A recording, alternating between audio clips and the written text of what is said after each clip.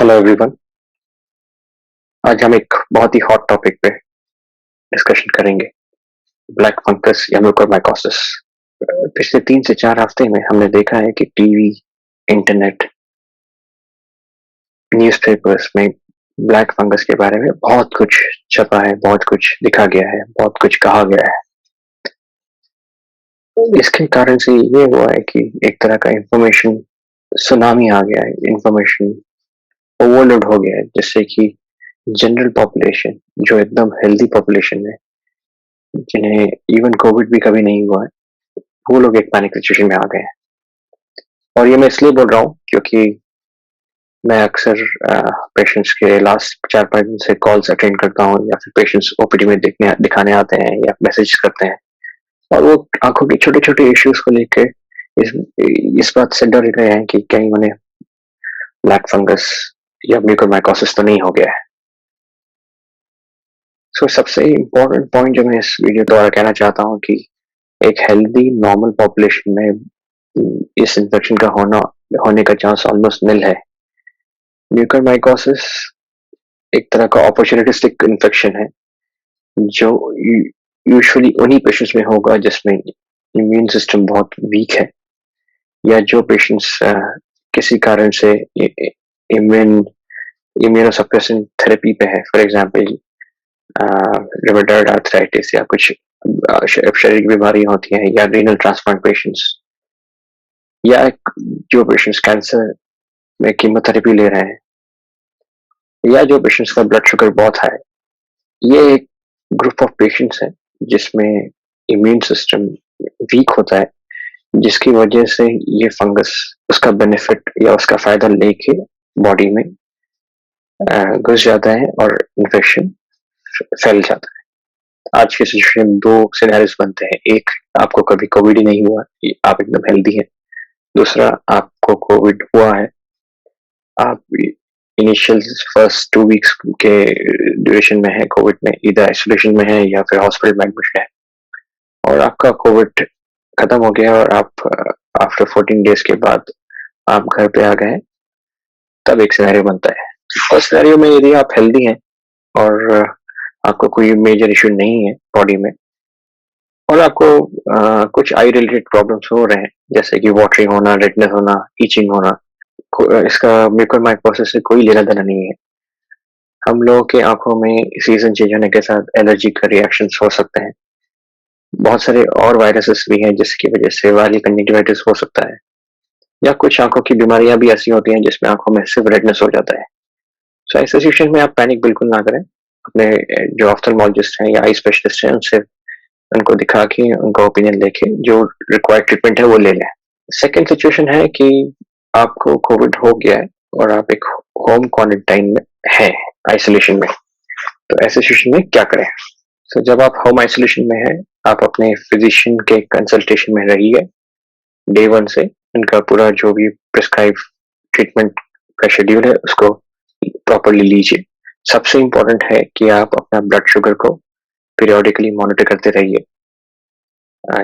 Blood sugar monitoring आप almost on a daily basis भी कर सकते हैं। जो पेशेंट्स को डायबिटीज नहीं है उनमें भी हो सकता है कि उन्हें लेटेंट डायबिटीज हो जो नॉर्मल रिपोर्ट्स में ना आए, बट बिकॉज ऑफ कोविड ऐसे पेशेंट में कभी कभी देखा गया है कि दे गो इनटू डायबिटिक स्टेज। ऐसा क्यों होता है? तो पॉसिबली ये कोविड इन्फेक्शन की वजह से हम लोग का इंसुलिन सिक्रीशन कुछ पेशेंट्स में कम हो जाता है, जिसके चलते उनको diabetes during the infection itself वो हो जाता है। सेकेंड सिचुएशन ये है कि आपका डायबिटीज ट्रीटमेंट चल रहा है, बट कोविड के चलते वो सडनली ब्लड शुगर शूट कर गया। हो सकता है किसी स्ट्रेस की वजह से या इन जनरल इन्फेक्शन में कभी कभी ब्लड शुगर बढ़ सकता है। तो आपको अपना anti diabetic treatment, anti diabetic medication का जो डोसेज है उसको अल्टर करना होगा अपने फिजिशियन के कंसल्टेशन में। और ये भी हो सकता है कि आपको टेम्पररी इंसुलिन पे भी शिफ्ट होना पड़े, जिससे कि आपका ब्लड शुगर कंट्रोल बेटर हो।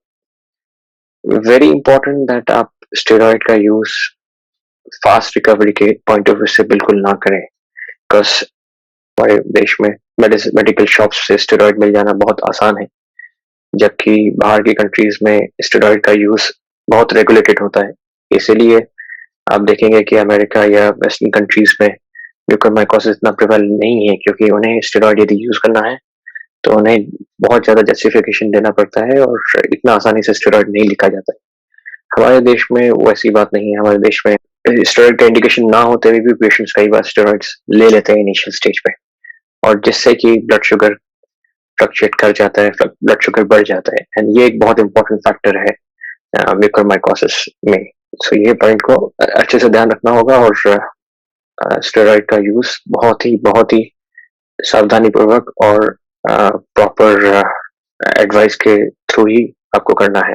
3 और फैक्टर्स हैं जो अभी अंडर स्टडी, अंडर इन्वेस्टिगेशन में है। एक, एक्सेसिव स्टीम इनहेलेशन। एक हमारे यहाँ कॉमन बिलीफ हो गया है कि ज्यादा से ज्यादा स्टीम इनहेलेशन करने से हीट की वजह से वायरस डिस्ट्रॉय हो जाएगा, जबकि ये एक मिसकंसेप्शन है। स्टीम इनहेलेशन एक प्योरली सिम्टोमेटिक रिलीफ के पॉइंट ऑफ व्यू से ट्रीटमेंट दिया जाता है। जिन लोगों का नाक बंद है उन लोगों के लिए, बट यदि आपका नाक बंद नहीं है और आप सिर्फ स्टिमुलेशन इसलिए ले रहे हैं कि उससे वायरस इनएक्टिव हो जाएगा, तो वो एक गलत धारणा है। तो एक्सेस स्टिमुलेशन और हायर टेम्परेचर स्टिमुलेशन से थोड़ा सा नुकसान होने का चांस है। जो हमारा नाक का जो लाइनिंग है, जिसको हम लोग म्यूकोसा बोलते हैं, उसमें बर्न्स हो सकते हैं। ये बर्न्स बहुत अपेरेंट ना हो के बहुत माइनर बर्न्स हो सकते हैं, बट अल्टीमेटली उस बर्न का मतलब यह है कि उसका जो सरफेस है उसमें ब्रेक हो जाता है, और उसके through fungal infection nasal mucosa को पेनिट्रेट करके साइनसेस और फिर अल्टीमेटली आंख और फिर उसके बाद ब्रेन में जा सकता है। सेकंड, एक और कंट्रोवर्शियल पॉइंट जो अभी सामने आया है कि जिंक बेस्ड विटामिन, जो कि बहुत कॉमनली यूज किया जाता है in the covid treatment, can contribute to mucormycosis. ये अभी अंडर इन्वेस्टिगेशन है, the jury still not out. और जो थर्ड पॉइंट है, एक टेंडेंसी होता है कि जब भी इस तरह का इन्फेक्शन हो तो बहुत हाई ग्रेड एंटीबायोटिक्स, जो एकदम हायर स्पेक्ट्रम एंटीबायोटिक्स, जो रिजर्व एंटीबायोटिक्स होते हैं, कई बार उसका भी यूज कई जगह होता है। इसको हम लोग बोलते हैं indiscriminate use of antibiotics. Antibiotic के यूज के साथ में आप जो नॉर्मल बैक्टीरिया हमारे नाक में होता है, जो एक तरह का एक डिफेंस सिस्टम है, आप उसको भी उस एंटीबायोटिक की वजह से डिस्ट्रॉय कर रहे हैं, जिसकी वजह से ये जो फंगल इन्फेक्शन है, जैसे मैंने बताया था, अपॉर्चुनिस्टिक इन्फेक्शन है। तो जहां आपका लोकल लेवल पे डिफेंस कम हुआ, वहां से ये पेनिट्रेट करने का चांस बढ़ जाता है। तो ये एक थर्ड पॉइंट है, इसका भी अभी इन्वेस्टिगेशन चल रहा है, तो we will get the result about this. Second scenario हो रहा है कि जब आप एडमिटेड है हॉस्पिटल में, तब कुछ चीजों का ध्यान रखना होगा, जैसे कि आपका ब्लड शुगर लेवल्स, जैसे मैंने बताया था होम क्वारंटाइन में same thing will apply in during admission also. Second important point है कि आपका जो ऑक्सीजन मास्क है, कैनुला है, ये फ्रीक्वेंटली चेंज करने का जरूरत है, बिकॉज ये इसमें भी कंटामिनेशन होने का चांस है। थर्ड पॉइंट है कि जो ह्यूमिडिफायर है उसमें जो पानी लगता है, जो हमारा ऑक्सीजन सिस्टम का इंपॉर्टेंट पार्ट है, वो पानी आपका डिस्टिल वाटर होना चाहिए या फिर हमारा ड्रिंकिंग वाटर होना चाहिए। So that can also be source of contamination. And कुछ पेशेंट्स को टॉसिलिजुमैब दिया जाता है, तो इन पेशेंट में थोड़ा रिस्क बढ़ जाता है, so one has to be careful. और फिर जब आप लोग डिस्चार्ज हो जाते हैं आफ्टर रेजोल्यूशन ऑफ कोविड, तो अगला 2 या 3 सप्ताह इम्पोर्टेंट है, because post Covid weakness, post Covid symptoms भी हो सकते हैं।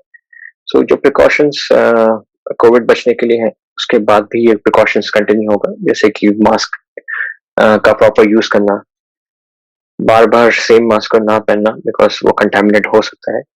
मास्क का मेन रोल है कि आपका एनवायरनमेंट में जो स्पोर्स है म्यूकरमाइकोसिस के, वो आप इनहेल ना करें और वहां से इन्फेक्शन ना हो जाए।